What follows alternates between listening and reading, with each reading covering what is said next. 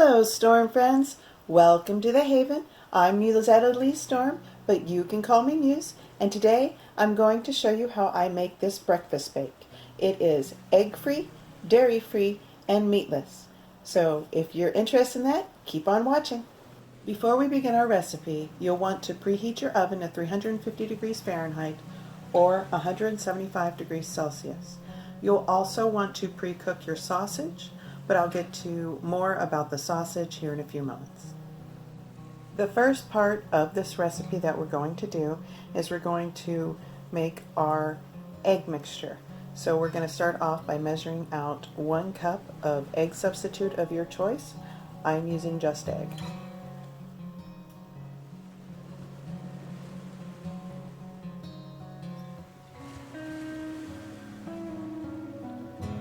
And if you don't use cups, this will be roughly 300 milliliters.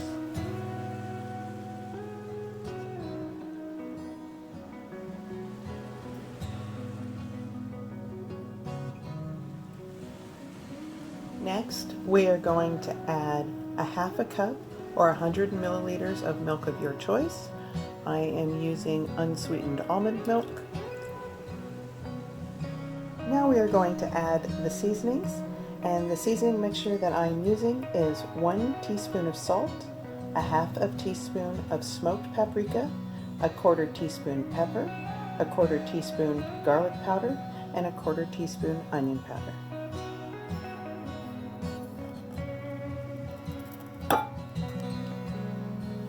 Now I'm going to take a whisk and just whisk all of this together so it's nice and blended before we get on to the next part of the recipe.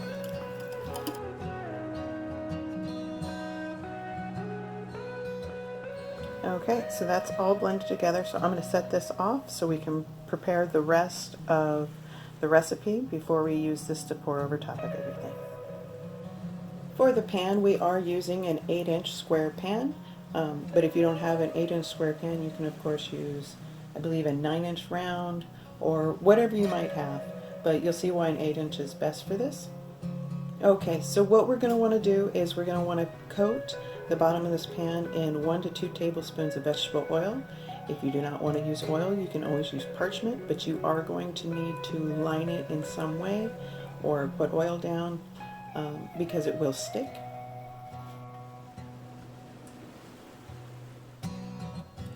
I prefer only 1 tablespoon, so that's all I'm going to use. One of the things I like to do to make sure everything gets coated is I'll just sort of do this to swirl all the oil around the pan. Make sure everything's nice and coated. And you see I got a few little cut marks in my pan, so it's best to do this anyways, just to get those all coated.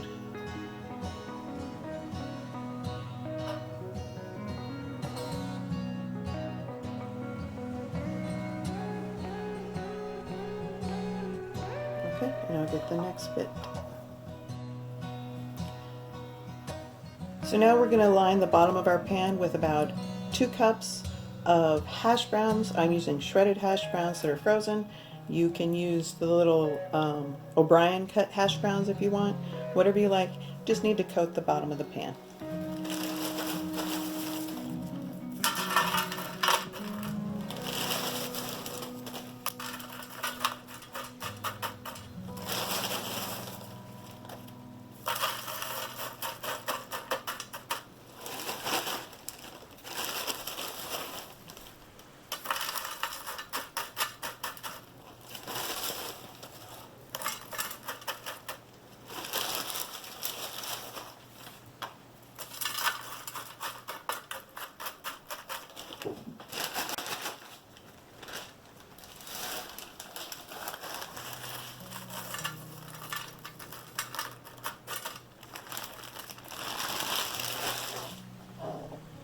Okay, this is where your sausage is going to come in that you want to already have pre-cooked.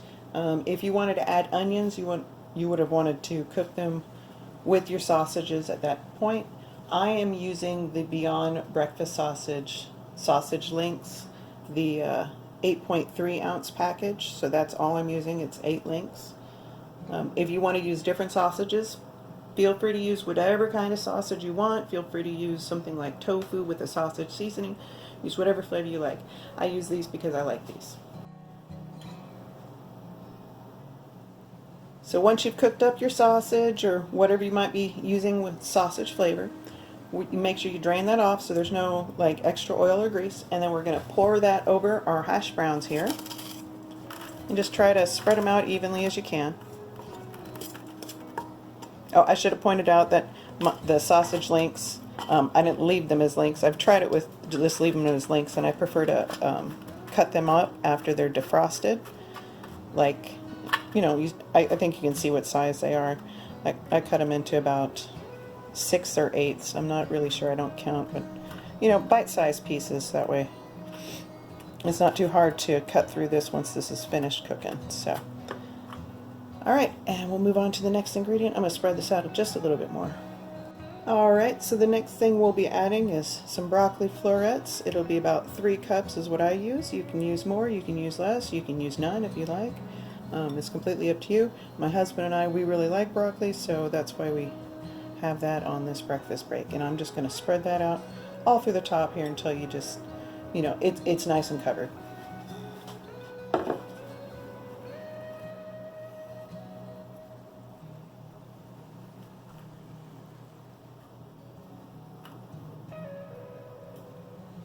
This is raw broccoli, so it's fresh, it's not frozen or anything like that.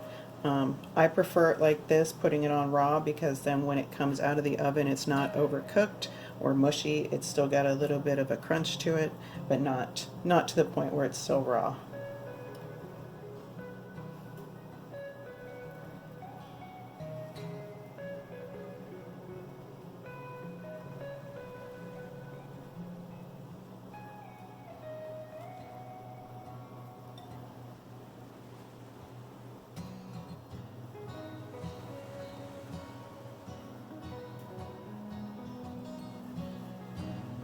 Also, any broccoli that gets left over will get consumed in this house. Like I said, we really like broccoli here, so it's one of our favorites. Alrighty, so I'm going to get the next ingredient. So our next ingredient is going to be 3/4 cup cheese, or as much or as little cheese as you like. I'm using this Parmela Creamery dairy-free sharp cheddar. I've also used their mozzarella. Either one works. It melts real nice, but you can use, again, whatever cheese that you prefer, however much you prefer. This is just the amount I'm using and the kind that I'm using because I like the way that one melts.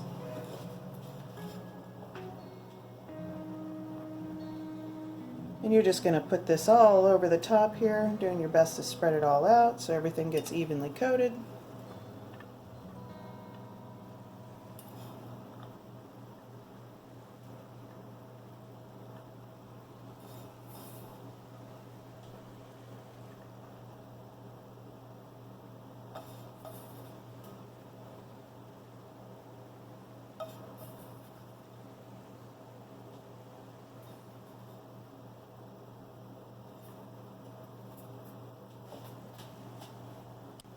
And now it's time for us to pour our egg mixture over the top of all of this. So that way it just coats everything and then will rise up and be eggy and gooey and cheesy. It'll be really good. I'll show you once it's all cooked up. But this is where we're going to pour our egg mixture all over this so that way it can bake up.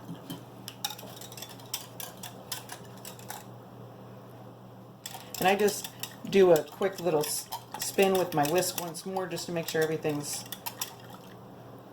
broken up and not just settled somewhere, and then I just try to coat as much as possible so that way everything's got a little bit of the egg mixture and things like that on it. I'm dripping egg mixture all over my counter from the from the whisk, but that's okay. I'll clean it up here in just a minute.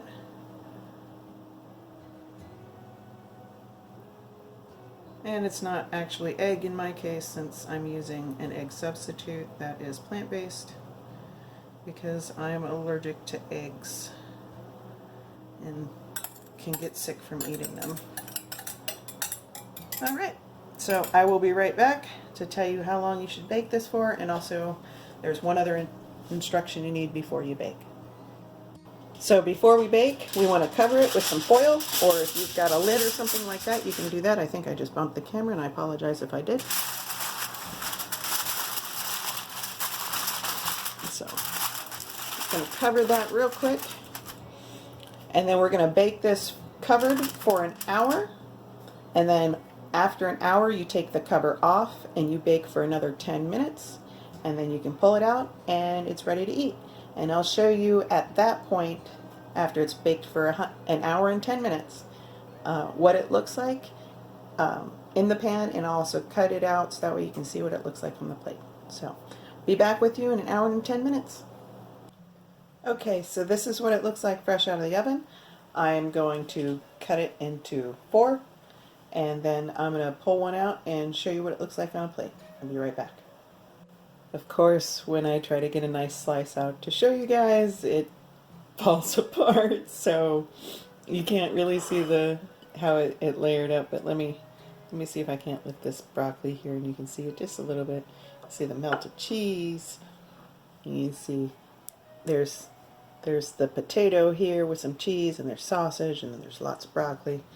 It's really good, and it tastes really good. So if you like this and you want to see more from me, please give me a thumbs up, subscribe to my video, leave me a comment down below, and I will see you in my next one. Bye!